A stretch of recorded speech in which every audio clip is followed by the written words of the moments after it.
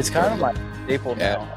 I used to make fun of my like white padding, like my panic room in here. Okay. But Well, yeah. that's what it is. yeah. I'm nervous. Joe's a doomsday prepper. Yeah, we need to get you one of those padded helmets that you can wear. It can have little headphones built into it. Travis, you said you're one kid extra since the last time we saw you? Yep. Yeah, little Margot was born on November 15th. So. Oh, fantastic. Congratulations. Yeah. Wow. You kind of nailed it because you got a boy and a girl. And I feel like 4 years is a good age gap. Yeah, but they're both girls. Oh, shit. Maddie's a boy, though. Like, they're, okay. Well, she is just. We're going to cut that part out. Me with a. Well, that's the thing. And I'm like, that's not a knock on. That's not a knock on her. You're absolutely right. I can't believe I forgot. But every time I see her, like on Facebook or whatever, I'll be like, that child is the spitting image of Travis Burns. No, she looks like me, acts like me. She got their hair. She likes sports. Like she's adventurous. Even like this, even like as a newborn, I could like toss her around or like spin her real fast or something. She'd just giggle and love it. Yeah. The new one, Margot's like just bewildered, scared. She didn't like any of it. Oh yeah. Maddie was adventurous from the day she popped out. Oh okay. So you feel like funny.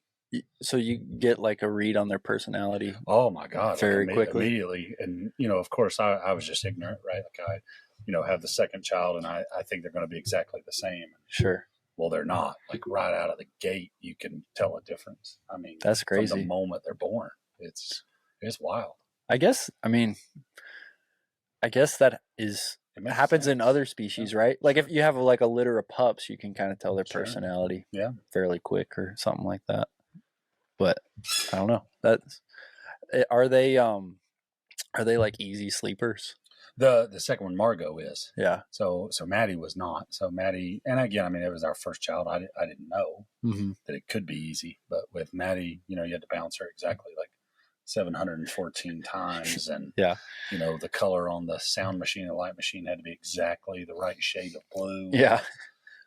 God help if you messed it up. You just set yourself back 2 hours. But the new one, man, you could just lay her on the ground here and she would go to sleep. She's super laid back and calm. Heck yeah. It's wild.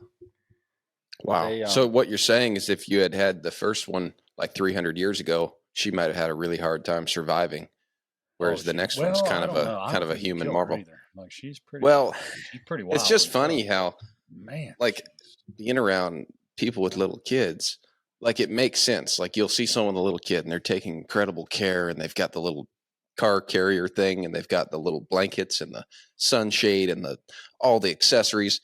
But people have been having babies for thousands of years. Oh, yeah. And people will treat it like it's this. And I'm not saying they shouldn't. It's just funny when you think about it. It's one of those things when you're driving along late at night, you're like, wait a minute, why are people doing that for their babies? Like, what about the guy like 3,000 years ago with his kid in a mud hut? But again, a lot of those kids didn't survive too. So that's why I meant maybe the first one would be less, have a lower aptitude to survive. And the next one's kind of the human that would make it. Yeah, well, in our family, there's always like this little bit of tension because I grew up in rural Appalachia with, good parents, but I've never been in a car seat in my life. I didn't wear a seatbelt until I have my new Tacoma. It just makes so much noise that you have to buckle up. Yeah, Toyotas do that too. Yeah, like that. It'll just drive you crazy. You can't turn it off, and so I didn't grow up that way. But Lauren's parents are super attentive, like extra cautious. And so Lauren has that in her, and I'm like, they'll make it. Whatever. Fine. Yeah. I love that meme of the kids in the back seat with the bubble wrap. Oh yeah. It's I forget what that meme is, but it's true. It's exactly right. Yeah. I guess probably the balance is somewhere in the middle. Are your kids coming out and watching you shoe yet, or trying to help you with that? Kind of like when you were a kid? No. So little Maddie, she comes out when I trim and shoe, her mom's horses, Lauren's horses. She comes out like I got a great picture of her in she put on my apron, like she's standing there. Awesome picture of her walking around with a horseshoe and her hammer.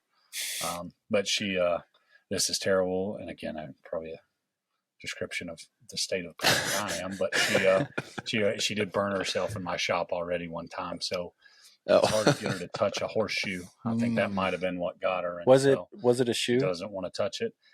I don't know. The shoe that I had in there that was getting hot, that I was cleaning it up for a contest. So it's like a specimen shoe. So you hand make like as pretty of a shoe as you can. You spend like 5 hours on this one stupid shoe. And I was just cleaning it up, finishing it off. And I had quenched it. It had been in oil, but sometimes to my hands, what feel fine or cool enough is not what the normal public can touch. And or so, a 4-year-old or girl. a 4-year-old. Yeah. So I had it laying off to the side, and I don't think that's what she touched, but anything could have been hot, from the vise to the punch, the Pritchell, something, but she definitely touched something. And now if you try to hand her a horseshoe, she doesn't want to touch it. So she's worried it's hot. Like I have to convince her that it's not hot. So it's probably a good lesson to learn, but I don't think I've ever felt so terrible in my life. Oh yeah. It was awful. Awful. I'll never forget that scream. So. Oh yeah. Like I come from a horse person. Oh, go ahead, Ben. Go ahead. Well, no, you're going to ask, I think exactly what I was thinking too, is like with kids, I come from a pretty big family. So kids aren't like an anomaly to me, but the one thing that I do think about and I'm curious about is when your kid like starts to be interested in things. I think all three of us guys are in this category where we do things that we really love to do. So like, we don't think of it as our 9 to 5 and then come home and it's like this very detached life where it's like your 9 to 5 and then your home life. There's probably a bit more of like a spillover effect. So when it comes to your kids, like if they started to get interested in what you do, you'd notice it right away. And that could be a very rewarding thing. And at the same time, making sure you don't influence your kid too much to like make them do something.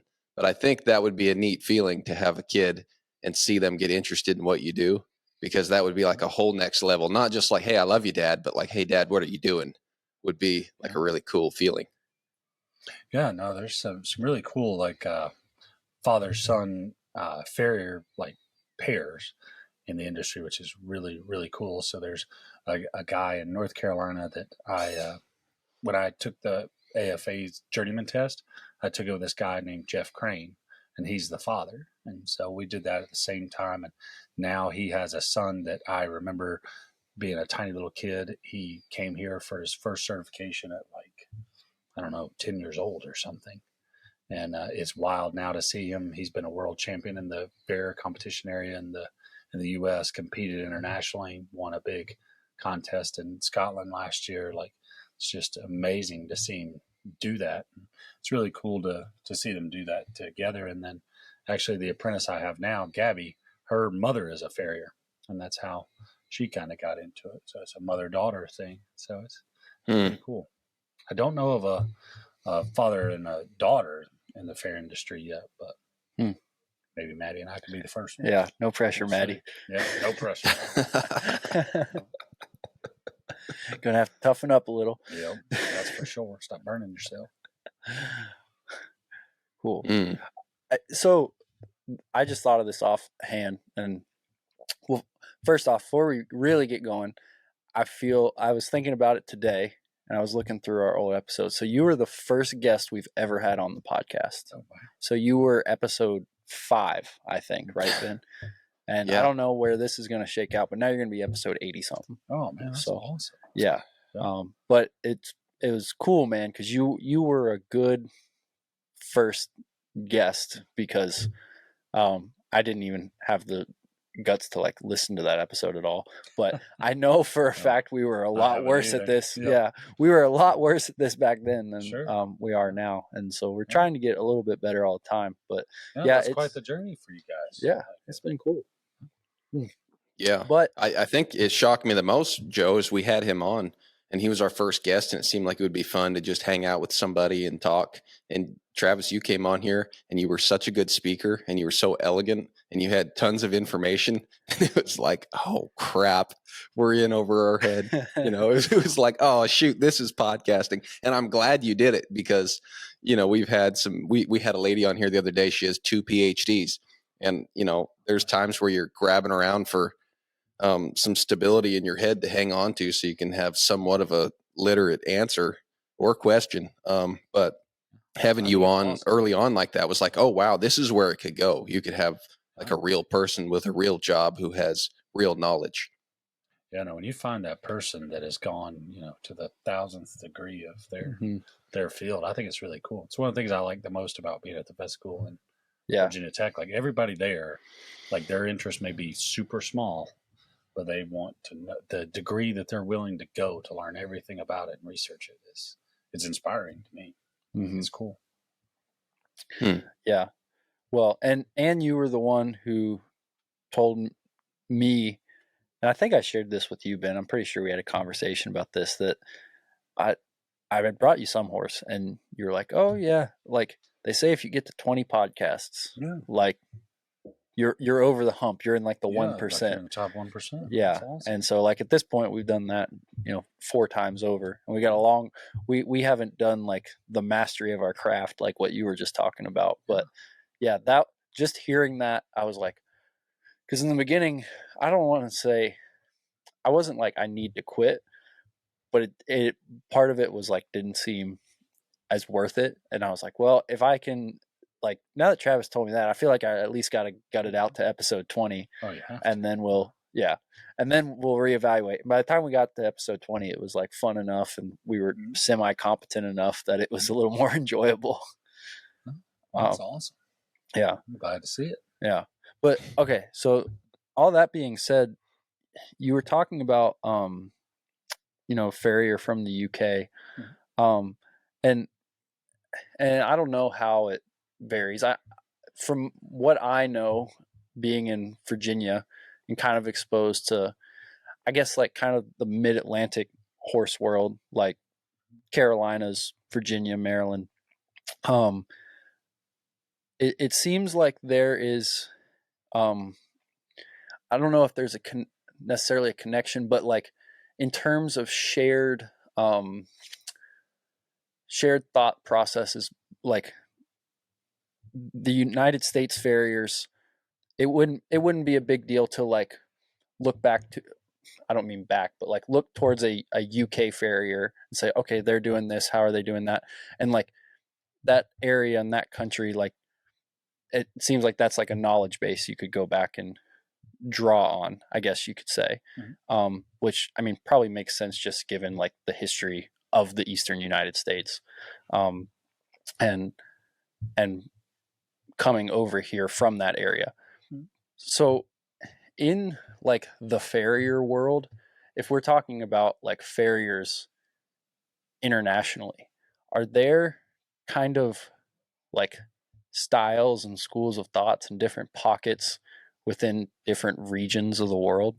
Like for example, like an easy one would be for riding. It's very obvious, there's the kind of the hunter jumper, like English style influence on the Eastern United States, and then kind of the Western industry, which came from a Spanish influence as opposed to like an Anglo influence.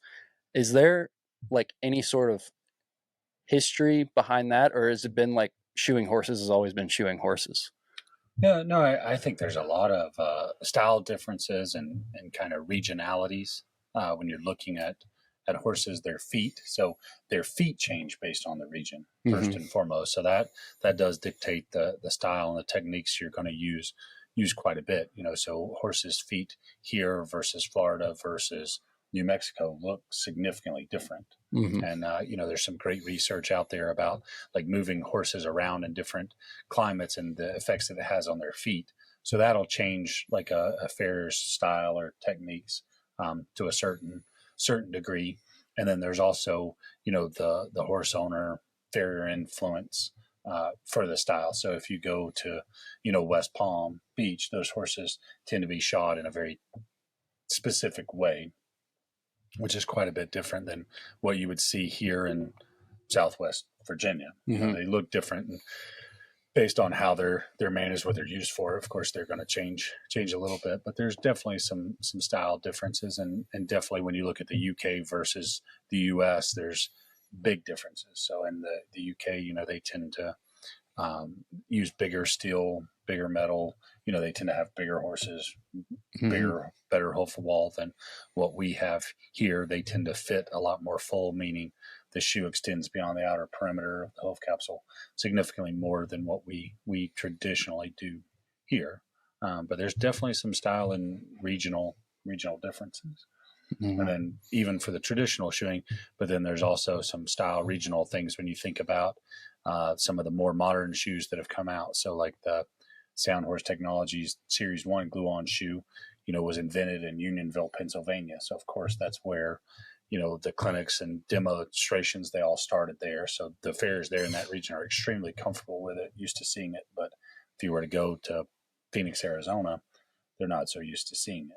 And then a Polyflex, like the flexible horseshoe invented by Curtis Burns, was in West Palm Beach. And so through the Florida area, it's very common, but you may have never seen that shoe, beyond that area. There's a guy, Garrett Ford, and his Easy Care line. Like you go out west, to the Northwest and the Western states, you'll see those more commonly than what you'll see here. So sometimes the materials and the shoes that are invented are kind of regional based. And then when you think back to, the pre-podcast days, the pre-Facebook, pre-Instagrams, like whoever the best farrier in the area and their style, would kind of permeate through a region, right? Like most of the people would have worked for that person or had something to do it. And so in this region, it may all look very similar, but then you go to this region and they learn from somebody else and somebody else and somebody else. So the associations, the clinics, the meetings, changed or shortened that gap a little bit. And then now with social media and technology, all those things, man, information's shared and exchanged. So I think that's made kind of blended things to be a little more similar, but there's definitely still some regional differences. Hey, On the Move listener, have you been following us on social media? Have you been watching the video format of the podcasts? If so, you've probably noticed by now that we have On the Move merch. I'm wearing one of our hats right now. The first order of hats we did flew off the shelves, and we've only got a handful left in each style. But we're doing another order, and if you want to pre-order your On the Move hat today, go to www.onthemovepodcast.com. There you'll find our Shopify store with hats, mugs, stickers, and other merch. Get it just in time for the holiday season and let everyone know that you're on the move. Gotcha. Yeah. I mean, we say that on here a lot. It's harder and harder to be a real bonehead about stuff. I mean, unless you're just totally cut off from the world, there's no reason to do something the wrong way that long if you have your eyes open. Travis, I have a question on that though. How flexible is a horse's hoof scientifically as far as moving a horse from one place to another and having their foot change to match the conditions they're in? Yeah, I think it's extremely flexible and capable of adaptation and change. And so I forget exactly how quick they were changing, but there was the study was done in Australia by a guy named Brian Hampton, I believe. But anyway, he was one of Pollett's PhD students, I believe, and he took horses and moved, I can't remember, 3 to 5 different environments from the arid desert to the swamp. And, he's taking pictures and radiographs of them. And they would go in the arid desert from kind of a short, upright, almost clubby looking foot to the swamp to more of a pancake, a bigger, broader foot in as short a time as 3 months. And so the foot does adapt and change significantly. Wow, that's fascinating. Do you feel like it would be harder?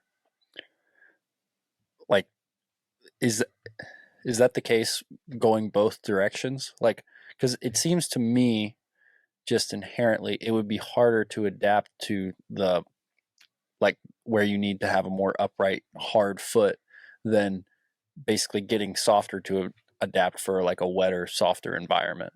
Oh yeah, no, I would think from like just a foot sensitivity standpoint, it's easy to take that hard foot and put it in the soft area. The horse is probably comfortable. But you take that soft pancake kind of flat foot and put it in that dry, rocky area, they're going to be uncomfortable for a long time. I could imagine that transition would be more difficult. Okay. Yeah, that makes sense. I would think. But even here, we see it even just moving horses that move from here to Florida for the winter and then come back. Like their feet change size and shape to a certain degree. So is it because I've gathered this from a couple clients I've had that, either are in Florida full time or they go down to Florida. It seems like Florida's just hell on horses' feet. It is. No, it's a tough environment. I mean, you think about the bugs, the humidity, the moisture, the sand. I mean, it's hard on their feet for sure. Yeah, the sand does a number, huh? Oh, it does. So can you talk about what sand does to a horse's foot, at least in the Florida type environment? What I've seen is obviously it's abrasive. I mean, sand is, so it's abrasive to their feet. I do think it packs into their frog and sole to a certain degree, which is probably good for frog and sole support, but some horses can't tolerate it, like packing into those areas. They'll get a little sensitive on it. And then what I've also noticed is that where it's kind of sand's abrasive and kind of has the ability to pack into the horse's foot, that they struggle. They have a lot of problems with white line disease, abscesses, things like that, because as the sand or the tiny rocks are packing into areas of the horse's foot, microbes are going with them. So that results in white line disease. But I think the moisture, the humidity is really hard on them. The stomping of flies and the bugs. Like, I mean, you think about it, like here our horses get a big break from it. But if you think about what your horse's foot looks like at the end of August, the end of the bug season, it's quite a bit different than what it looks like now. Yeah. I mean, I think that the stomping the flies and doing things to the bugs is hard on their feet. Yeah. No, that makes a lot of sense. Cause it's like constant, even though like, it's not the same as, I don't know, if you're like working a horse really hard, but you might only do that like an hour or two a day at most. Yeah. And it's just that over and over and over again. Oh yeah. No, they're doing it 24 hours a day. Yeah. And then, I mean, then you've got the heat of Florida, and, you're going to bathe your horse every day. So like, I mean, we all know they need breaks from those things, break from working, breaks from the bugs, break from all the baths. Like, I've had clients call me, from Florida, and they asked me like, what would it cost? I don't even want you to work with the horse. I just want him to live somewhere other than here for 6 months for his feet. Oh yeah. I can't even imagine what they look like living in Florida 24, or I mean, year round. 12 months out of the year. Cause I personally never lived there or done that. I've just been there for the winter and stuff, but it's gotta be rough. I think. Yeah. Seems like it, but, so in terms of, in running the risk of just jumping off the deep end, which is totally okay if we do that. Sure. What, you right now, besides having the kid, like professionally, what are you working on right now? What's your like problem you're trying to solve right now, or something you're trying to get better at? I mean, professionally, like, I mean, I'm always learning and trying new things. So I'll admit, since I saw you guys last year, I went to a 5-day continuing education course in Lexington that's kind of taught by a guy named Dr. Rick Redden. He's kind of the godfather of the vet farrier world, or the foot focused vet and kind of the therapeutic farrier. Like he led that charge for a lot of people, and he has some very specific trimming and shoeing protocols for various disease pathologies that, I mean, I won't lie, just are significantly different than what I'm comfortable doing and normally do. And so I went to that course to see from himself, like I'd seen other people like present his work or present his methods or techniques, and I wanted to go see and learn from the man himself. And I forget how old he is, but he's got to be late 70s, early 80s. Like he's been doing this for a long time. And so I really enjoyed that. I took some things away from it, and more comfortable with some of those techniques, and I could see how they could be applied in certain situations now. So I don't think you're ever at a point where you want to stop learning. And I think at some point you do get to a point where you seek out people that are, at least on the surface, quite a bit, or appear to be quite a bit different than you, right? Like you just want to go learn and see what they do. I mean, he couldn't have been doing it this long and not been successful, right? Or help something. So I think you seek out those opportunities. I mean, you do get to a point where if you just keep going to the same group, the same clinics, it's the same information, and every clinician's your buddy. Well, you've already seen and heard it all, and you're not really growing. So I think you have to seek out some of those other opportunities. So I did that last year, and then this year, we've kind of focusing on doing a couple research projects.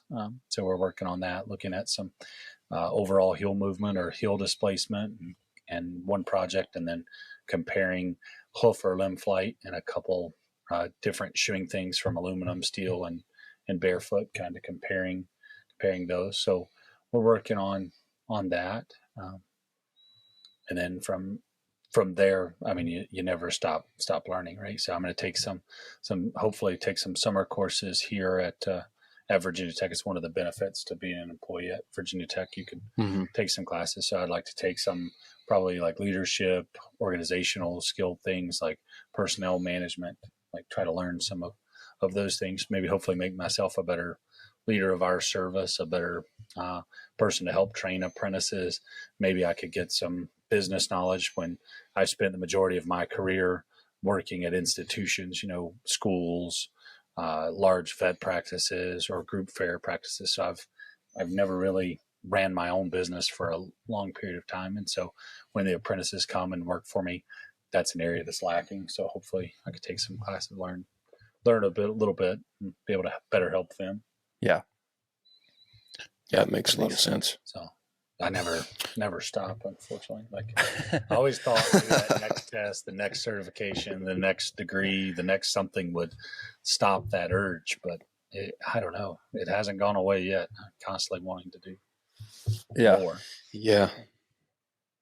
Yeah, I mean, it's constant, right? Especially anytime you see people doing things that you can't do, or they do what you do, but they do it so much better, and you can't help but admire them. But then you want to go get around them, you want to learn from them. But when it comes to shoes, so if we can dwell on that for a minute, you mentioned you're doing a study,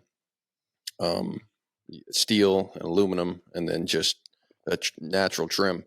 When it comes to shoes, I still haven't quite got this figured out, and I've picked it up from a few farriers that aluminum are actually harder on horses' feet than steel, and it's like a customer thing. The customer thinks they're cool, or I don't even know why a customer would or wouldn't want aluminum, but I know a lot of the farriers I've talked to kind of look down on that. They don't like putting aluminum shoes on. Could you shed a little light on just the difference in why a customer would want one versus the other, and then maybe yourself, what your preference is currently, aluminum versus steel? Sure. So I think I can speak for most farriers when I say this. Most farriers do hate aluminum. It does not do good things to the horse's foot, and we've noticed that a lot over history. But oftentimes when it comes from the owner forcing you or encouraging you or pushing you to wearing aluminum, it's often, if it's just discipline based. So I won't lie. Like if you just go to the high level hunters, they're going to want aluminum, and they think it's lighter and it, has less knee flexion. They don't lift their hoof as high. They have that longer increased stride that they're looking for. Yeah. You saw my hands do that. Like that's what they think happens. So that's one of the studies. That's one of the projects we're working on with a surgery resident. She's investigating that to see if that is true.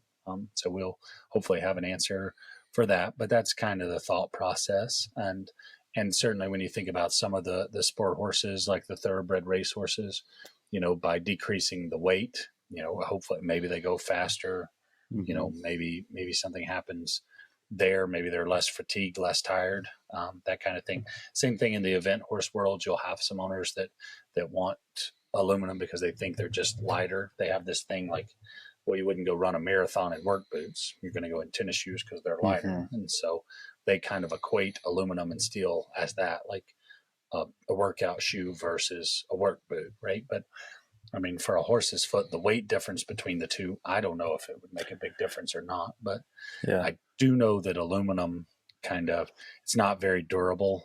It flexes a lot. So it bends on the horse's foot. It has a tendency to come loose quicker very well, meaning that the nail holes don't match the angle of the hoof wall very well. They're often machined, so the holes are often round, and we're driving in rectangle nails. And I mean, again, I mean, we learned in kindergarten thing. You can't stick, a square peg in a round hole. Yeah. It doesn't go well. And then you'll often see on the aluminum shoes, you can see how the foot wears into it.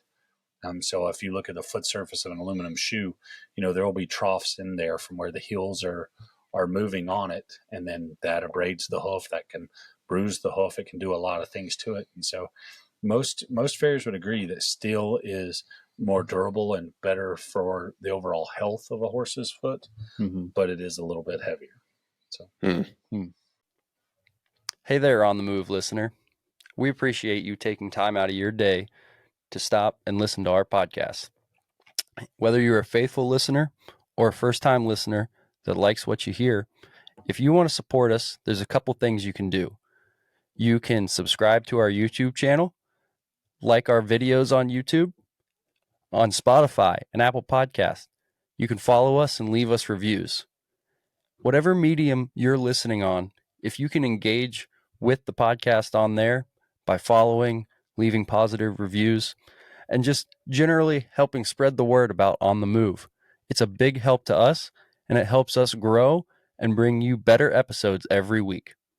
Again, thanks for your support, and we'll see you guys. But do you think it's really, it really has enough weight to make a difference on how the horse moves or their athletic ability?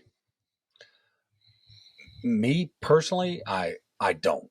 But yeah, science isn't really out there yet to tell us if that's truly true or not, and what is different to the horse. Like the horse may perceive it. I mean, that's where you wish a horse could talk to you, right? Like if he could tell you, or she could tell you that, well, yes, this 3-ounce difference really makes me feel better. It'd be nice if they could do that, but I don't know. So I'll be really curious to see the results of that study, because that's been a topic of conversation with my clients again, and even with you.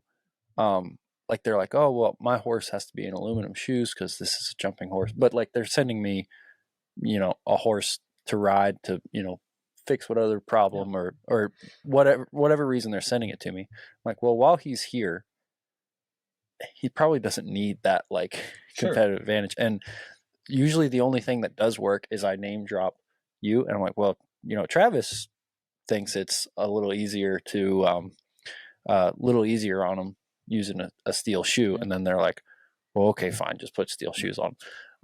But I always thought of it like I ran track in high school, and like when you actually compete in track, you have like a track spike, right? And it's like this tiny little shoe, and it's got spikes so you can grip. But I mean, it's basically like wearing a sock with a plastic bottom. Sure, is all it is. And like, does that make you run faster on that day? Yeah, it does. But pretty much everyone knows if you only train in track spikes, like you won't go probably 2 months before your joints have completely deteriorated. Sure. Because there's just no support there, and you're working on a surface that's not designed for a human being to run on, right? Sure. Like consistently like that. So that's how I always viewed it, was even if there was maybe a competitive advantage, like say you're a really high end eventer or whatever, to me it never made sense to like keep a horse shod in that year round. Oh, sure. In aluminum. If it's like, okay, we're 3 weeks out from, the Land Rover in Kentucky or something, and we got to put aluminums on because that's going to give us the edge. If you truly believe that, do that. But there's no reason that, I do the 3-foot hunters with my horse, and we show year round, so I'm going to keep them in aluminums year round. That seems like a death sentence for the hoof. That's when I think you see the problems. Yeah. And again, I mean, at that biggest show of the year, sure, you may switch, or biggest event of the year, you might switch. But yeah, I think it's the being in them year round, and then year after year after year. Yeah. You really see some problems. Mm-hmm. Yeah, Joe, that helped me. That was a good way to break it down in terms of an analogy for it. So while we're still talking about footwear, let's talk about glue-on shoes. Where's that at? What kind of products do we have on the market now for glue-on, and what do you think about them? Oh man, for glue-on shoes, there's a huge market out there. So I don't even know the number of glue-on shoes that are out there. It seems like there's a new one every day. I do, and I mean this could be a little controversial. I do eventually think that the future will eventually get to the point where we stop putting nails in horses' feet for the most part.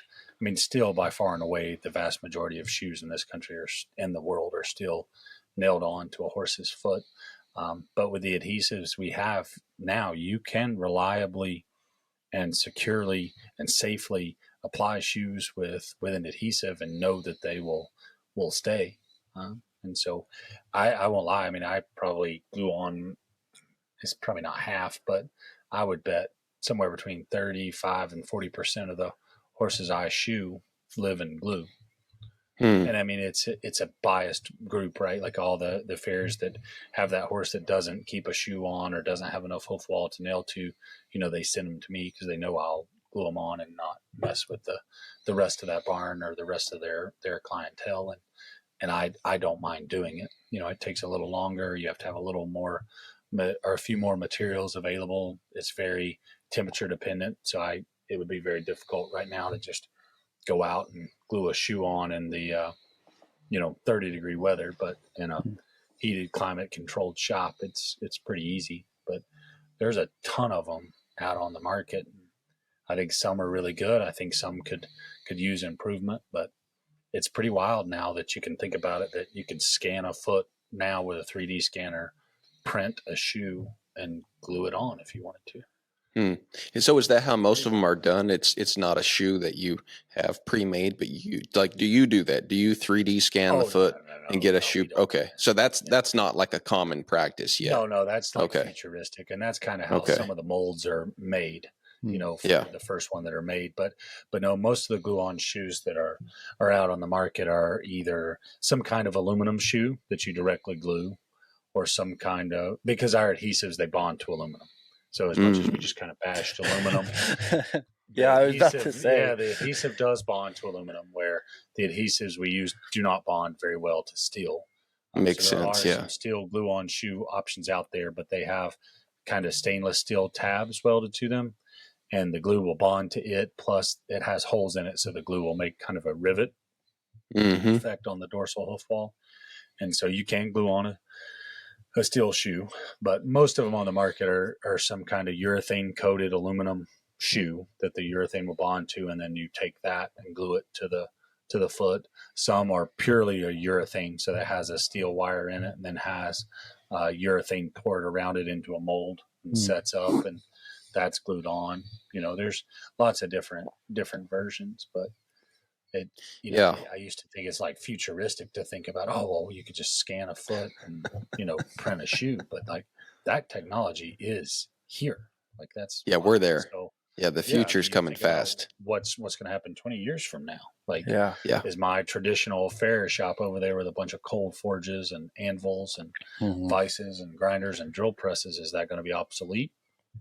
Yeah. Well, and that's a very interesting 6 3D printers and it's printing on your shoes. Like, who knows? And that's a very interesting topic, because we've had some farriers on the podcast, and I remember one in particular, the idea of a glue-on shoe or a 3D printed shoe.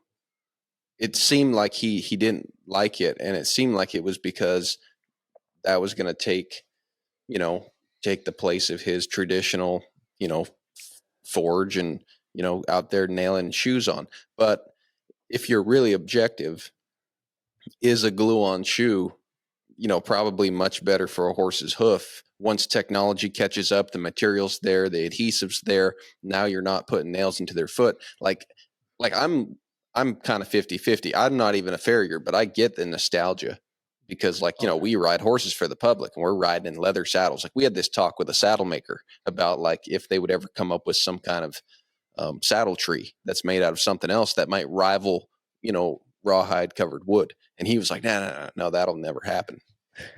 I don't know. I think they probably could, right? But it's that traditional mentality. And so same with like with traditional farriers versus, something technology will bring along. It seems like that could be better for a horse's hoof to not have nails punched into the hoof. Sure. No, I think the eliminating the nails could be a good thing for a lot of horses. I think it's obviously it's kind of a sign of the times too. Like if we were buying and breeding our horses based on conformation and hoof quality, every horse would have, an inch thick hoof wall, and this would be a moot point. But we're if you think about like all the off the track thoroughbreds and those things, I mean, they just have such thin, weak hoof walls that it's really difficult to nail shoes onto them. So I do think the glue-on shoes are a better option for them. I would say from the Farrier side of it, the glue-on shoes, they don't, totally eliminate shoe loss, but they markedly reduce the risk of losing a shoe. And every farrier hates to have to go replace a shoe. Like that's not fun. It's not fun for the clients, not fun for the trainers. Like, somebody pays to have the horse here with you guys in training and then pulls a shoe, can't be ridden or worked for a week until the farrier can get out and fix it. Like that's problematic for everybody. And so the glue can kind of help with that. I'll admit, as much as I do glue on shoes, I'm still torn. You walk into our shop, it's still very traditional. Like even today alone, I've glued on shoes, I've handmade shoes. But my favorite part of the job is still making a shoe. Like I enjoy that more than any other part of my job. And so to me, even it would be sad for me if it went to that point. But we're all in this industry, right? For the horse. Like that's the thing that brings us together. So as much as that might be my favorite part, if there's a better option for the horse, then I think we owe it to the horse to go those routes. Yeah. Before we move off the topic, Ben, you want to hear a funny story about glue on shoes? You remember that like giant warm blood I brought down to Bill's a couple of years ago? Is Bebe. Oh, okay. So I took Bebe down to the ranch that he's on, and he was really green. I think he was like still 4. And Ben was talking about it the other day. He was like, yeah, we were riding, and that thing was like jumping over here and jumping over there. And I had no idea how Joe was hanging on to that thing, but he was getting along. So I was like, okay, good for you. But anyway, Travis was shoeing that horse, and you guys have both seen him. He's a monster of a horse. He's probably 1,500 pounds and 16.3, 17 hands, something like that. And you had at the time those 2 gals were always there in the shop with you. I guess they were apprentices of yours. And so I'm just like sitting there letting him put glue-ons on the front of this horse, and then they're like, all of a sudden, well, what color do we want to make his feet? And the girls went terribly awry. Yeah, the girls were like, well, I want it to be pink. And like I don't know if you've seen a horse with glue-ons, but whatever adhesive, I guess it is, right? Like it covers their whole hoof. And like y'all gave this horse like a hot pink hooves. But worse, they didn't even turn out that pretty. No, well, yeah, they were like an off pink. Off pink. It did not look good. It was a little, it was like an attempt at. It was almost like this color, but like more pink than this beer can. But and then I rode him around the ranch for the next 6 weeks with these like off pink feet. Big bastard. No, but that horse, like where he's so big, like it kind of caps out the size of the glue-on shoe that I typically use. So actually he's in a new glue-on shoe that hit the market. Oh, okay, big enough for him. So he's kind of my first test pilot in it. And then I won't lie, the new ones, they kind of look a little funny, so I don't really like the way they look. So I reached out to another guy that owns a glue-on shoe company, and he sent out a couple more prototypes to try. So that same horse has been in a couple different versions of glue-on, but wow, the pink was by far and away the ugliest. Yeah, because didn't you like at one point you were like, that color is so bad, I'm almost thinking about taking the shoe off and redoing it just because of the color. It Hey guys, let's talk about steel buildings for a minute. Maybe you've looked into making one, building one on your place. Maybe you saw the price tag and that scared you off. Maybe just the sheer amount of work and effort, planning, all that good stuff that goes into it has kept you from going ahead and building on your property. Well, now's a great time to get a free quote from a great company. Head over to www.metalmdi.com/on-the-move. And our friends at Metal Material Direct have a free online configurator. You can plug in all your details, dimensions, specifications, colors, windows, dormers, all kind of cool stuff. And you can see the building and get a free quote.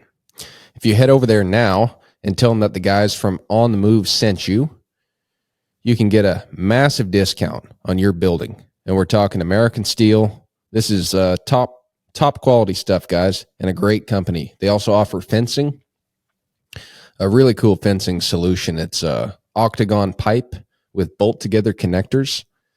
So don't miss out on this. If you have wanted to build, need a building, or building fence, building an arena, just anything ranch, farm, or commercial related, head on over to www.metalmdi.com/on-the-move and tell them that the guys from On the Move sent you. Like the shoe was fine, but you're like, I don't think I can let that leave the shop. No. Oh, man. It's a good thing it's a dead end road. Yeah. So how do you change colors? Is it like a paint booth where you have a bunch of different adhesives you can mix and get the right color, or do you add dye, or? Yeah, we just add a dye to it. Okay. Dye. Yeah. So you can get a lot of different colors, but the glue itself is kind of beige. And so sometimes you put in a blue and you think it's going to turn out blue and it turns out like a teal or a sea foam or a turquoise. Like you just don't know. And haven't mastered that part of your craft yet. We were trying to do the pink thing. We didn't even have a pink dye. We were trying to put red in it and hope that this would land somewhere in the pink spectrum, but it was pretty hideous. Seemed like just spray paint it black afterwards or something. But pink's the one that's gotten me in trouble more than once. We had a horse over here at Campbell, and there's a chestnut mare, and the fourth year student that was riding it all the time, like she loved pink. So this horse had pink bell boots, a pink halter, pink everything. And the riding coach at the time, Sherry, she didn't like pink so much, but my apprentice at the time loved pink, and this girl liked pink. And so I let them convince me to try dyeing this horse's feet hot pink. And we did, and it did look hot pink. Like it was actually a pretty pink. And I'll never forget, like I was looking at it and I was like, you know what? I better call Sherry and see if there's a show, anything going on. And so I call her and I tell her, I was like, hey, do you mind if we dye these feet pink? Olivia and Jamie, they really want to try it. And she goes, oh, no, don't do that. I was like, well, we kind of already done it. And as soon as I said that, she goes, I'll be right there. And hung up the phone, stormed over there. And looked at it. Man. Again, like the student rider, like she was just such a happy person. There was no way you get mad. But I think that whole walk from the arena over to where we shoe, I think she was planning my death on that. That's pretty funny. But hot pink. Yeah, you started out trying to be diplomatic. Yeah. Yeah, but it was already done. I know, that's so bad. Take it off. Yeah. You're just hoping she's going to be like, yeah, that's all right. Yeah, I was really hoping she'd be like, oh, that's a great idea. Don't have your boots. That'd be wonderful. Oh, man. Yeah, that wasn't the reaction. So with the glue on shoes, I mean, it's from what you said, it sounds like the limiting factor right now is the adhesive technology. Because I mean that seems like a giant hurdle if they don't work well on steel shoes, and we just talked about so like if the whole industry made the shift to glue on right now, that means the whole industry would make the shift to aluminum, which we just talked about, probably not necessarily a desirable thing. Yeah. So there's a couple of big hurdles, and I agree. I think that first one is if you really wanted to make it work, you'd like to be able to glue on a steel shoe That way we can still shape or fit it as normally as we could, and then glue it on. That'd be awesome. I think that, and then the cost is a big factor. So getting material costs down to put it in the realm of the average horse owner. I mean, if you think about it, like, so the nails and the shoe that we would buy and put on a horse's foot, I bet we don't have $20 in a horse with 4 shoes and all the nails in materials. But if you were to glue 4 shoes on, you've got at least $200 in materials right there. So that's a big difference. Yeah. Right. And so I think you got to drive the cost down.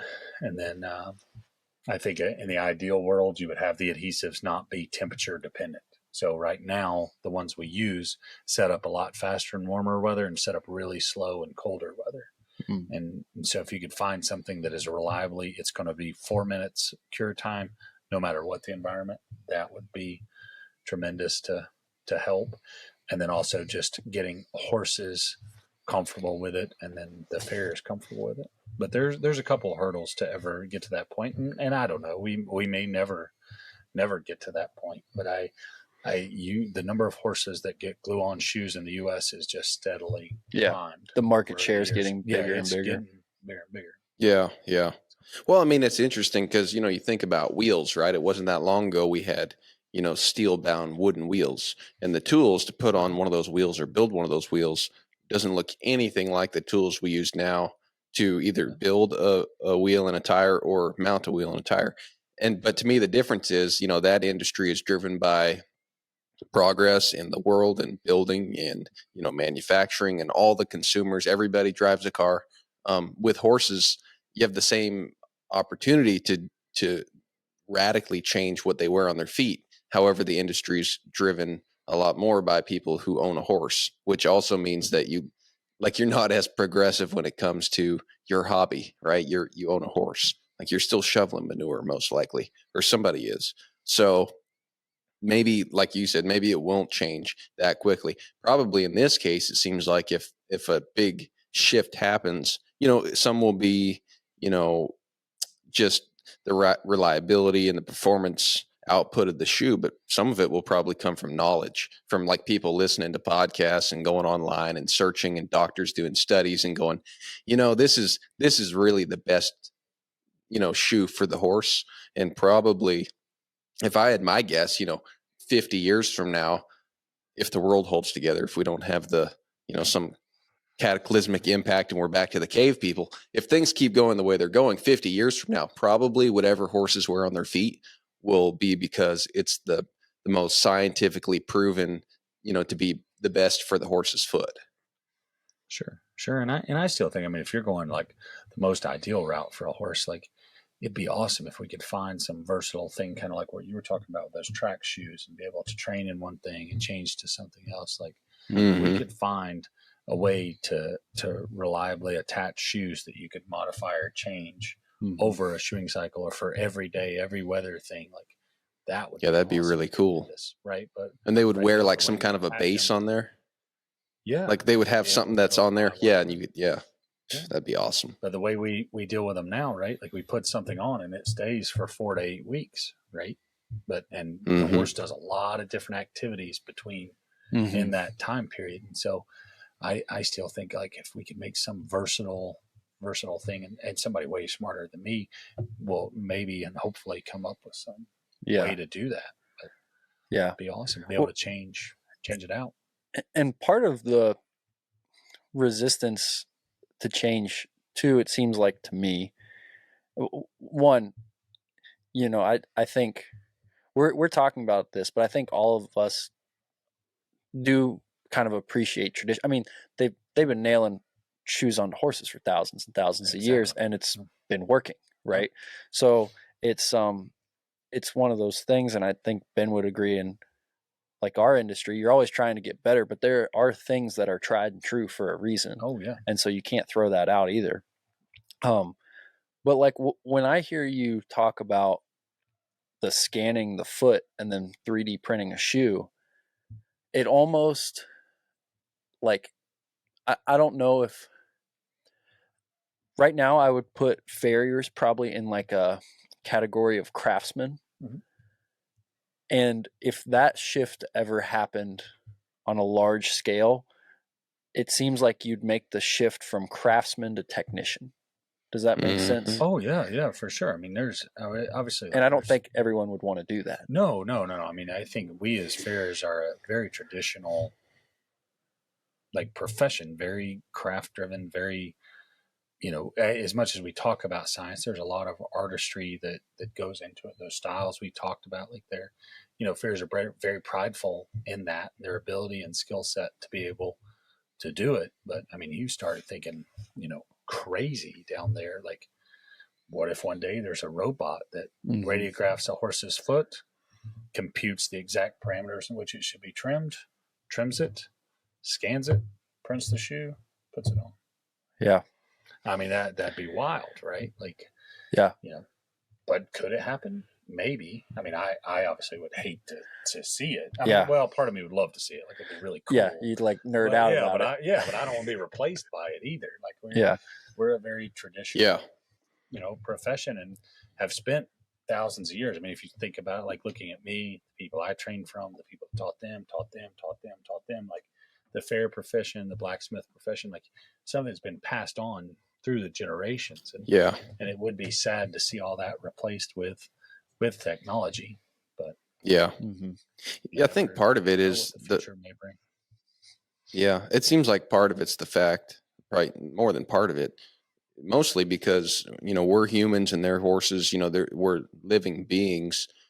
Like, there's an aspect to it. Like you said, you could replace it with a robot, but it's like the horse and us we need artistry. You could make manufacturing of cars and changing tires. That could be 100% robotic. No one's going to miss that. The cars aren't going to care. In fact, less mistakes are going to happen. Like, that'd be good. But for humans, like, I was thinking about it in my own life. Like, I feel like I'm a pretty traditional person and I like traditional things. I also love saying, "Hey Siri, send a message to Joe," and say, "I'll be there in just a minute." Like, I love that. That's so handy. Yet if that's all I did, in fact, I think she's going to send you a message right now, Joe, because my phone's right here. Like, that's nuts, right? But you have to tell me if that comes through. But at the same time, I know that if I always did that and that was my new form of communication, I would be terrible at having a conversation. I wouldn't know how to write a letter anymore. I'd be terrible at advertising something online. I would be I would have poor communication skills. I wouldn't be able to teach anymore. So we need the ability to write a letter. And then it's good to know cursive, right? We need the ability to talk to people, have conversations, ask knowledgeable questions, give a knowledgeable answer. And so even though technology would be easy to start living with, you would lose part of your humanity. And I think same with the horse. Yeah, like 50 years from now, if they do have some really far out like thing that's like the best thing on earth, like, good for the industry, and maybe you should invest some money in that or something. But I think I would still want some steel shoes on my horse, and I'd probably still like to know how to do it. And if a shoe came off, I'd get out there and nail it on. And something about that, even if you weren't on the cutting edge of progress, something about that experience, though, it would be good for you. It'd be good for your horse. You might have a moment to correct him or something, or keep his foot up, say, "Hang in there, buddy," and put his foot down. So you're building your relationship with him. And because we're the living beings, even if they did replace all that with technology, as long as we're here and horses are here, we're going to want that craftsmanship and artistry. I don't think that's really going to go anywhere.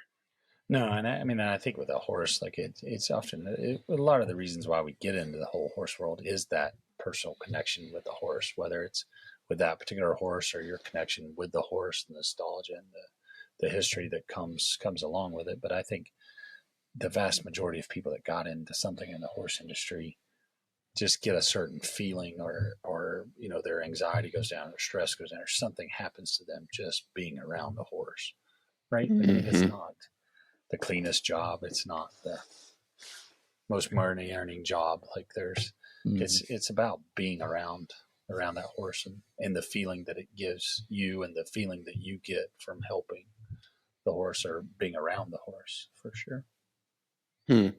Well, anyway, I initially had asked you about that because I just wanted to glean some more knowledge on the footwear options that are out there, and it helps it helps you navigate those conversations, whether it's with a client, if you're a trainer, or if you're the client and you're talking to your a little bit of knowledge to be able to have a preference.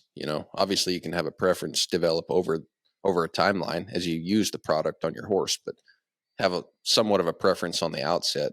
And that's something I didn't know a lot about, but I hear a lot from people, but they're not the farrier a lot of times. It's just the person that has developed, a like for this shoe or that shoe. So no, that was very helpful, and that made quite a bit of sense. Mm-hmm. Well, and one thing to tack on to the end of that, and I feel like you and I have talked about this at length because you are right down the road, and I do bring you horses from time to time. It seems like, at least in some circles, there's like an aversion to letting horses be barefoot. Mm-hmm. And we talked about all these shoeing options that are correct in the right space, but it's funny because because you're a part of an institution and a part of all these research studies. Like, to me, in terms of like the wide, like, I think there's a lot of good farriers out there, but I think you get exposed to a lot of stuff and a lot of information on kind of what's happening with the cutting edge. And even with all that exposure and all this knowledge that you've accumulated, like, you pretty much tell me every time, like, if they can be comfortable barefoot and do whatever you want them to do, just let them be barefoot. That's where you should go. And then likewise, I mean, we had that one horse where we felt like the previous farrier was just kind of throwing everything at the wall, trying to fix his problems. And your prescription, more or less, was, you should turn this horse out, don't touch him, and let him be barefoot for 6 months, and then all the problems will go away. Mm-hmm. And that was like putting holy water on a witch when you suggested that to anyone. Sure. But it was kind of like, well, that's the only thing left, right? And I think a lot of people were expecting, like, they expect you in particular, like, you just come in, like, do some voodoo in the back shop, right? Yeah. And then all of a sudden the horse is sound. Yeah. Yep.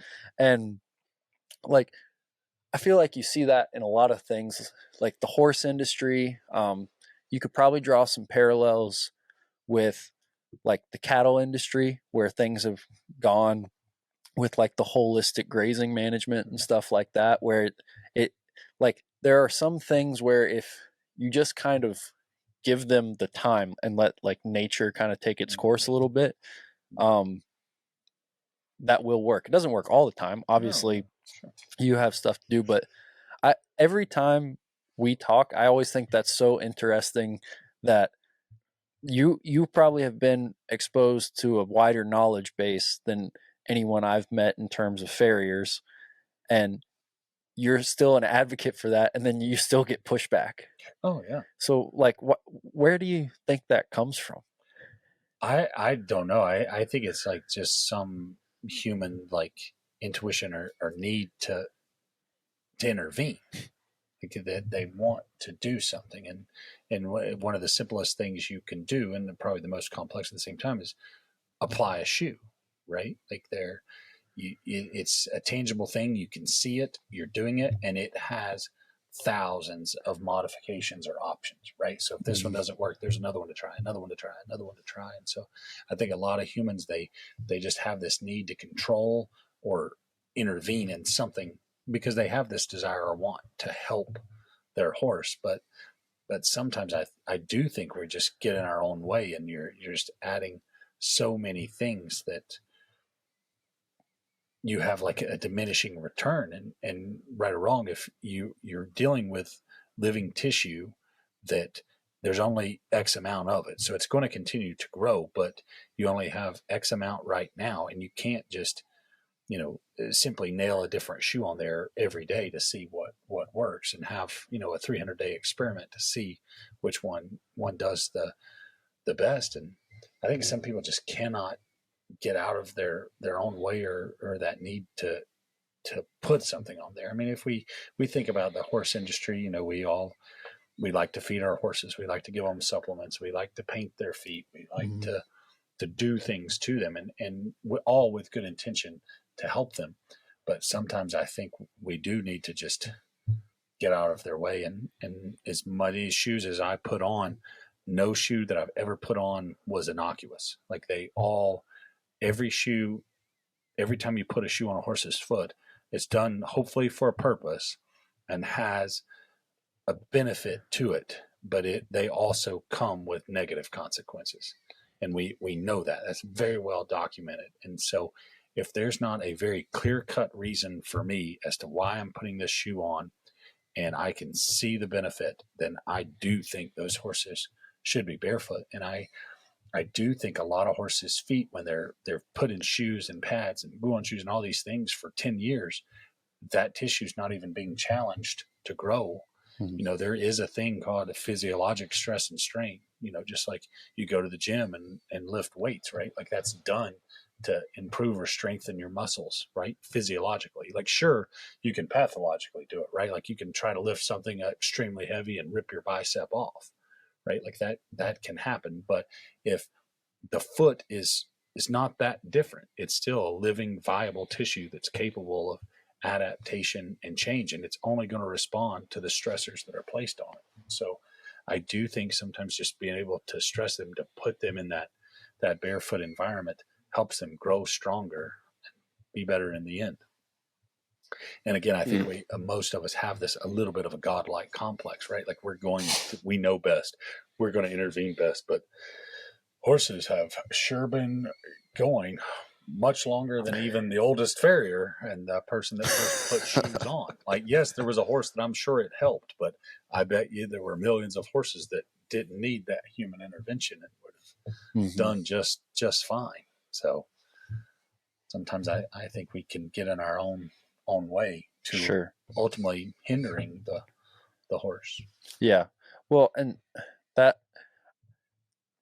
I thought it was interesting what you said in the beginning about when you're at a vet school, you get to be around people who have like a very niche interest, and they go all in on that interest, right? And like if you're a research institution, it's really important to have those people, right? Because that's how you make progress and find new things. But then it seems like that's the constant struggle. There's this book by this, it's a book about grazing cattle by this South African cattleman, but he basically was working with his, like what seemed like the equivalent of their land grant institution. And he was doing basically all the things that they said not to do and having a lot of success. And he said, well, the problem is like they're good at their jobs, but you know more and more about less and less until you know everything about nothing. Yes. Right. And I feel like that's always the line that's toted between academia and like real world management. Right. And I mean, personally, I think you do a very good job kind of walking that line, because like there's a lot of things in academia where you can be just theoretical forever, right? But when you're actually like nailing things into horses' hooves and then sending them out, like, well, you know pretty quick if like, did that actually work or did it not, right? So it's like an inescapable practicality to the whole exercise, really. But being around universities, I feel like that is always the constant struggle, is going between we can do this, we have this latest technology, we can do this, and it's like the Jurassic Park thing, right? Like we're so obsessed with we never stop and think, should we? Sure. Yeah. And that's kind of what I think about when we have that conversation, or I have to, like, because I'm no expert, but I have had clients who like they come and their horses are shod, and I tell them, I'm like, I don't think that's necessary at all, especially for whatever job he's going to have. And I convince them to like varying degrees of success, but Yeah. In my experience, if the horse can still be comfortable, holy crap, their feet get so much better if they're barefoot. They do, and it's one less thing for you to worry about, right? I mean, if you just think about the actual act of nailing on a piece of metal onto the bottom of a horse's foot, and then doing all the things we do with it, turning out like expecting it to stay for 6 weeks and not have a single problem is kind of crazy when you think about it. Like for us in the horse industry, like we think of trimming and nailing on a shoe as no big thing. Yeah. But for me at least, I go out and like meet people that have nothing to do with the horse industry. Then they ask me what I do, and the first thing they hear is that I shoot horses. When I tell them, well, I shoot horses, so once they're over that initial shock that they think I'm just out killing horses, then you're trying to explain to them that I get this 1,000-pound animal and ask it to stand there, let me cut its foot off, burn a piece of metal on there, and then nail it onto its foot. It's kind of crazy when you think about it. I'd really like to have been there for the very first conversation of the guy that's like, I think I'm just going to go out there and nail this on my horse's foot. Yeah. Really cool to see, but they're definitely, I mean, they have a lot of pros, but they do have some negatives. And so I do still to this day firmly believe that if a horse can go barefoot, they should. And I think there's something to it when you watch a lot of older farriers. They've gone through their whole career. The number of barefoot horses that they have in their clientele just steadily climbs. And then at the end of their career, the majority, if not all, of the horses are barefoot. Some of it is sure the physical toll that the profession takes on the farrier itself. Like, shoeing a horse is a lot harder than trimming one. But also, I think knowledge and experience wise, after 40 years of putting on shoes and you see the good points and the bad points, you quickly realize the situations that the horse benefits of being barefoot. Another question I wanted to ask you, you kind of touched on it at the beginning, talking about wanting to kind of get involved in more like leadership development type things. And, you have at this point trained a lot of apprentices. Can you talk about, like, do you feel like you keep getting better at that too? Like preparing people to be farriers, or is it, I'm sure a lot of it is like, do these people have the chops to go get it done afterwards? But like, have you changed your approach from maybe the first person you trained to now who you're teaching? For sure. So I think I've changed a lot over that time. I mean, I've had, I don't know, I guess 10, 12, 13 farriers that have worked for me for at least a year. Like I've had a lot more come for shorter amounts of times and do things, and you quickly learn. I mean, this is kind of crazy talking to you guys, right? Like you spend time all the time looking at the individuality of the horse, and what works for this one doesn't work for that one, right? Well, just dumb old ignorant me, you start out with these farrier apprentices and you treat them all the same, and in reality, you treat them generally the way you want to be treated or needed to be treated, or and, well, that doesn't work, right? Like every person that comes is different, and I do think I've changed my approach considerably, and also changed my expectations, right? Like you can't expect that you're going to create 15 mini versions of you that are going to do exactly the same things that you did, or approach things in the same way. I mean, they're all different. They all have different interests. They all find their little niche in the fair industry. They all have different personal lives, different partners. Some have kids, some don't. Some are still single. Some, had different places in the country that they wanted to move, different parts of the job that they like. Like I've had them that love to make shoes and some that hated it. I've had some that hated to glue on shoes and some that loved it. Like, so I think I've changed my approach considerably to them. And I do think I've gotten better at turning them into good, competent farriers, but I still think there's a great deal of room to improve. And I think there's a lot more that I would like to know and be able to improve my relationship with them and ability to help them in all aspects of life.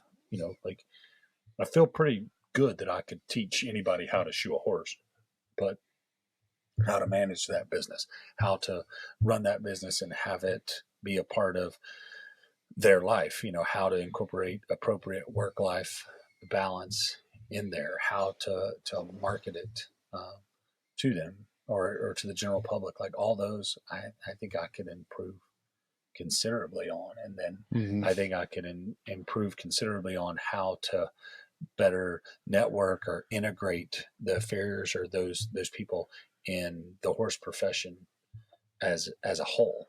Like, again, I mean, if I'm left to my own devices, I'd just be a little hermit over there in the farrier shop, and you'd walk a horse in, put it on the cross ties, and just leave me alone.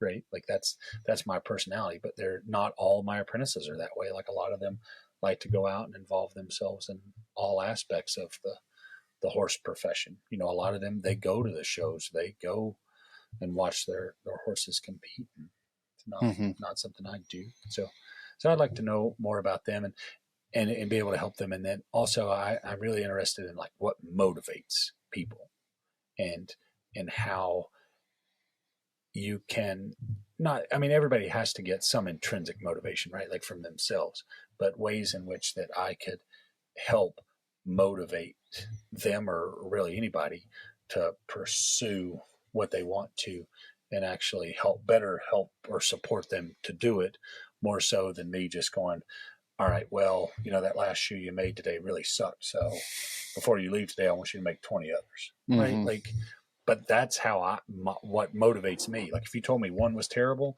and you wanted to see 20 that got better, I would do it. Yeah. But that doesn't work for everybody. So yeah. I'm trying to figure out how to motivate them to do that. I think that's one of the interests I have. And again, I mean, with all the information over there on campus at Virginia Tech, I'd be foolish not to try to delve into some of their expertise to a certain degree. Yeah.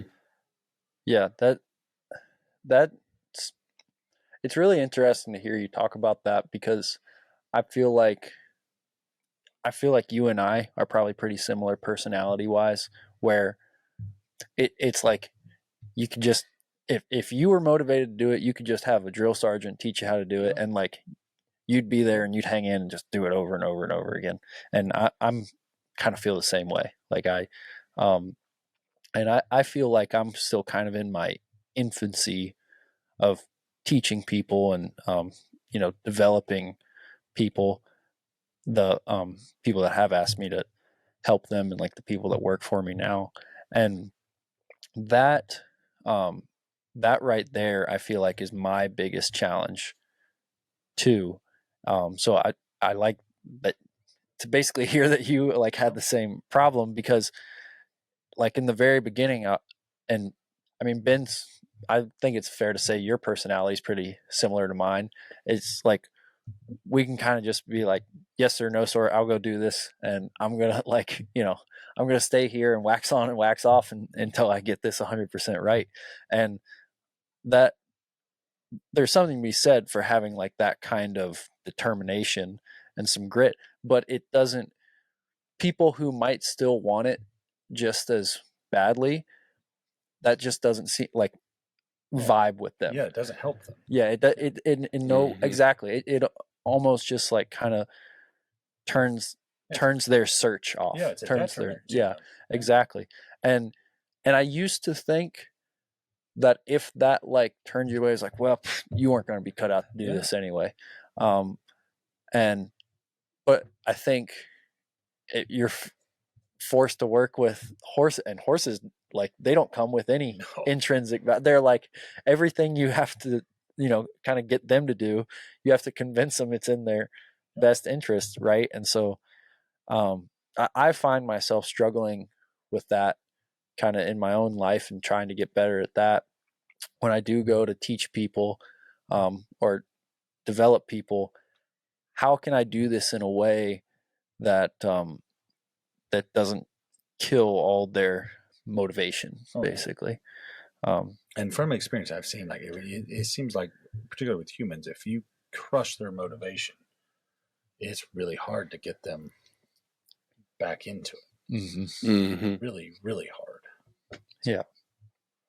What you're talking about puts me in mind of like the love languages and tapping into that, because, in some ways you're using that for a relationship, right? But for this, like why, like the three of us are like, why do we do it? Well, we love what we do, but not just that, if we're working on something that's hard, well, we can't really love what we do because we're not doing it yet. We're trying to get good at it. So we love progress. We love getting something from A to B.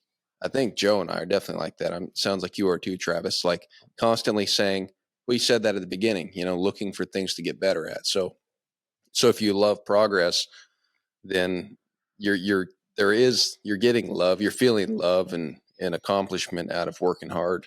But, other people get love from other things. Some people get love only feel love or feel that accomplishment only from actually getting it done. Where like I think we just look a little further. So we can be working really hard, not see the end of the tunnel and be in utter misery, but we do the math and we're like, yeah, but this is going somewhere. So I'm going to keep going. But like some people, that does not compute. They need that. Like you said, that was a good example. If someone screwed up on their shoe, like telling them to make 20 more, that could really kill them. Where telling, and this is weird because the three of us probably, this would just not be good for us. But there are people out there who, if you said, hey man, that shoe looked pretty good, you're getting really close, and just leave it at that. That'd be the greatest thing in the world. Tomorrow he's going to be like, awesome, I'm getting it. I'm almost there. And he's going to work harder. If the three of us heard we're almost there, we'd be like, get out of here. I need a new instructor. You're lying to me. Some people, so everyone's different. And that's really cool to hear you talk about, because I'm just like you guys. I want to kind of just do my work, and hopefully you are like me, and let's just shut up and work. And I don't want to have to try to understand where you're coming from. But if you act like that, gosh, it's really hard to work with horses too. Really hard. Yeah. Yeah. With your apprentices, I thought the other interesting thing you said was, you talked about they aren't going to be just like you and they might go off and do other stuff. Did you, in the beginning, have kind of a mindset was like, not that you're like earlier you described kind of a regionality, like there's really good farriers and then people learn from it, almost like if you think of football, like a coaching tree, right? Like he was on his staff and then he coached over here, and then you go down the line. Like, was there any part of you that you were like, okay, well now I've got my apprentice and I want to make them a good farrier because I want to help them, but also they're going to go out and they're going to be like a reflection of me out in the world, which I'm not saying that's a healthy way to view it, but that is like, I don't know that I've ever really thought that about anyone I've taught, but I could see that line of thinking kind of bleeding in. Like I've had that thought, and then I think to myself like, well, if you just obsess about that, like that, you're not going to be a very good teacher to them. Mm-hmm. Yeah, I'll admit I don't know that I've ever really thought about them like when they go out that they'd be a reflection of me. But and maybe this isn't healthy either, but I am very attached to each and every one of them. Like we all have, I have a different relationship with each and every one of them, but to me, and I mean, it's probably like, if you look at my family, there's not much of it left, and probably didn't have the greatest family, but to me, they are my family. Like I am interested in knowing where they are, who they're with, how their kids are doing, like how their apprentices are doing, how their job's going. Like I am very invested in that aspect, which I don't know, maybe not totally healthy either, but I've never really thought about them as being a reflection of me. But I have found myself going from, I really hoped for them to go out and be extremely successful in the farrier world, to now I really just hope they go out and be successful in whatever they choose to be, or whatever they choose to do, and also changing my definition of success. So I mean, if you think some of them, I can think of one in particular. She is a workaholic, works 6-7 days a week, does a whole ton of horses, makes a lot of money, helps a lot of horses. Like, that's success for her. And then I've got others that, success for him is doing enough horses to make enough money to pay for a life, and all the hobbies that he does, from hunting and fishing, flying airplanes, and doing all those things. Like, that's success for him. But he doesn't shoot near the number of horses as this one, but he's very happy living his life. Yeah. And that's success. So now I guess I kind of see my role as yes, helping them learn to shoot horses, but try not to put my definition of success on them. Let them, whatever makes them happy and wants to do, to be able to do it. Yeah. The vast majority of them still shoe horses, but a couple don't. Yeah. They're often other things, and that's cool too. But if you would have told me the idea of like me training a farrier and then them going off into another profession, 20 or not 20, but 10 years ago, I would have told you immediately, all right, well then that's a failure. Something right. I failed, they failed, everybody's failed. It's awful. Okay. Right? Yeah. But now it's like, no, it's success for them. They're happy. They're still contributing to the world. They're doing their thing, and that's still successful. Yeah. But at one time, that wouldn't have been. Yeah. I wouldn't have even been able to fathom that idea. But that was a me problem. Right. Well, I mean, kudos for you for like figuring that out, though, because I think it could be easy to hold on to that if that's cool, man. That seems like a really healthy perspective. And we've had a lot of people on here talk about what is success, and like people that I think you could say are objectively successful. And they said one of the most important things they've done is kind of change their definition of success. And I think sometimes it can change by the day. Yeah. Yeah. Even like with you guys, right? Like sometimes success may be able to get on this horse and ride and go do X, Y, or Z training exercise. That's it. Mm-hmm. But sometimes just being able to walk out of the field and have the horse look at you, sometimes that's success alone right there. Yeah. Walk away for that day. Mm-hmm. But for me, there was a time when I just couldn't fathom anything other than perfection and 100%, 100 miles an hour. Yeah. That defined everything. That's a really good point, because you just said that sometimes one of you just said sometimes the definition of success needs to change, and I think for some people they would think, oh well, you're just lowering the bar, you're just taking your mediocrity and calling it success. But that's so true, because if you're 6 feet above the ground, every day is success, and so you just need to look around and find some things and then put the success label on them, because they're there. If you're alive right now, granted, I know there's some people in really tough situations, but if you're alive and you're going to be living for a while, there is something in your life that's good. And so take success and then start labeling a few things. And probably all three of us are like that. It can be hard to be satisfied. And so maybe we don't need to be satisfied with where we're at, like in a sense that we're like, okay, cool, this is me, I've arrived. But that's the biggest thing for me over the past year, I think, is just learning to be aware of it. I'm not good at it, but learning to be aware of the fact that there's a lot of really good things going on in my life.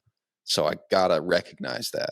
Or when good things do come, I'm going to label those as failures too, because I'm so used to seeing failure. Everything will be failure, even the good stuff. Yeah. Yeah. I totally agree with you. I mean, I'm like that to a T, and I think it comes with being really driven and being a perfectionist, because you train yourself to find problems and make them better, right? Which on paper sounds a lot better, but then it's goes back to the like, more and more about less and less type thing. You like just focus on those negatives so much that they like become your world. Yeah. And that ends up being a real problem, because one, you're not very, like, no one wants to hang around that guy, and 2, you're probably not very fun to like be with, like, yourself a lot of the time. Happy in your own mind. Yeah, exactly. Cool. Yeah, that's a really good point. So I've got another question for Travis. Early on in the podcast, when we first talked about feet, you said, yeah, we have these problems. If we weren't more focused on other things, we could be focused on actually developing horses with better genetics to have good feet. So if you had the magic wand or had the power that be to affect something down the line, and I'll give you an example. Like, for instance, with humans, I think right now, all-cause mortality or highest cause of mortality in humans is like 37% from heart disease and cancer. And the same in chronic illness. It's like heart disease. Whole nother rabbit hole. But for instance, something like that, I think, like diet, for instance, would be huge in this country. Diet would be like, if you had control over, people's food and their information, you could make a change in that area. So with horses and all these horses that maybe don't have the best feet right now, like the next crop of horses that are coming up, I'm sure you've thought about it quite a bit. What is an area that could change, that people could affect the outcome? Maybe not just individuals, but somewhere in the industry, some shift that would encourage people to breed horses with better feet instead of just, instead of us sitting here talking about what kind of shoes we can put on them, actually change the conversation to where people are actually breeding horses with better feet. Oh, sure. So I can be a little bit of controlling. I still think my dream job is to be, dictator of the world. I'd like to be able to. Well, how old are you? Control everything. I'm almost 40. I'll be 40 next month. Okay. Yeah, I heard the other day that I think up till like 45, you're in that zone where you can still be the leader of the free world, and then after that, then that's the next stage. Still my hope, but we'll see. But again, this sounds crazy and may irritate a lot of people, but I think one of the quickest things in the world that would change it is if you ban horseshoes in all disciplines and sports. What if you just didn't let horses compete with shoes on? Quickly, the ones that have good feet will succeed, and those will be the ones that are bred and keep going. But that's obviously never going to happen. But that'd be a big change and a quick way to do it. But yeah, okay. that would. Well, you answered my. Yeah, you answered my question a lot faster and a lot. Yeah. No, you answered my question a lot faster and way more simply than I would have ever thought, and it makes sense. So I like it. Quickly do it. Let's do it. And to kind of dive into that a little bit, like let's talk about. I know it's a fraction of the industry, but let's talk about someone like a cowboy working on a ranch in Oklahoma, right? He probably needs to have 4 steel shoes nailed into his horse's feet so he can go do the job with that horse, right? Sure. That being said, he's probably not the one buying or breeding or propagating the bad feet genetics, right? Because you're probably also, even though you're putting steel shoes on that horse, you probably, hopefully, are not taking a horse with crappy feet and just covering that up with steel shoes, because that's horse still has to do the job. Like, when you think about horses with crappy feet, you think thoroughbred racing, cutting horses, like it is like a performance horse thing, right? And I realize like that's what drives everything, right? Because that's where the money is. So like there's an incentive to have fast horses and cowie horses and like really athletic horses, but there are horses out there with good feet, and there's genetics out there with good feet and lines. And so it's not like it doesn't exist anymore. It's just, it seems like the bad feet are becoming a bigger and bigger portion of all the horses out there. And they're coming from the like performance world, really, in one way or another, whether that's racing, Western performance horses, English. I mean, I know there are warm bloods with bad feet. I feel like generally warm bloods have half decent feet compared to, but yeah, I mean, the two biggest examples I can think of, and I'm not saying that's like the truth, but is like the cutting horses and the race horses. They seem to be, in my experience, the ones with bad feet. So like you said, if you make that rule, well, and the cutters go barefoot a lot anyway, but so I don't know if it would be a fix all, but it would change things for sure. No, I think of them as the race horse and then the halter horse world. That's pretty tough on them, but yeah, no, the halter horse world, yeah. Do it, but it's a difference, right? Like that, what you described with that cowboy and his horse, like they've got to go out and do the job, right? Like the performance horse, like if we missed that race, we missed the race. Sure, it's maybe you lost some money, but at the end of the day, it's like that's not the end of the world. You know, that person that can't,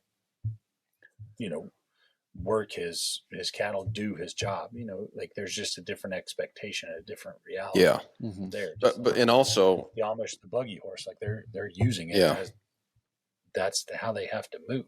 Right? Like so it's a difference between a necessity versus an option or a hobby. But also like those cowboys, I mean, the horses that they breed and hope to raise on a ranch, you'd like to be able to throw your shoes and your horse can work for the rest of the day. So it's not like it's just a different dynamic, right? Like there's horses that are going into competition that just have terrible feet and they're just patched up and they make it. But no cowboy is going to keep a horse that has terrible feet. They're certainly not going to breed it. They just wouldn't. Yeah. Why would you do that? It wouldn't make any sense. So maybe we'd exclude those guys. They're not competing anyway. So and I mean, half the time those guys are shoeing their own horses anyway. So it's like you'd want enough hoof wall that, Joe Cowboy, who shoes his horses once every 6 weeks instead of getting under horses every day, can like do it and not mess it up. Yeah. But I mean, it's so funny. Like, and I guess the vast majority of the horse industry is like a recreational industry, right? So that's why it's so weird and has all these things that don't fit normal industry standards. But like for the race horses, for example, if you said, all right, no one's allowed to race with shoes anymore, they'd be like, oh, well, that's like backwards and da-da-da. And it's like, okay, but to get in your breed book, you have to breed live cover.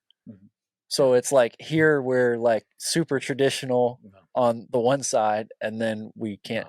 And again, they'll probably never do it because I can't imagine like what economic impact not shoeing race horses would have. It'll never happen, but it would change it very quickly. But there's like some you could have some rhetoric for it and be like, well, those are just the rules, and I mean, this is all just like a big game we play anyway, and some of the rules to the game are very traditional and old school, and so this is just another traditional old school rule we're putting in there.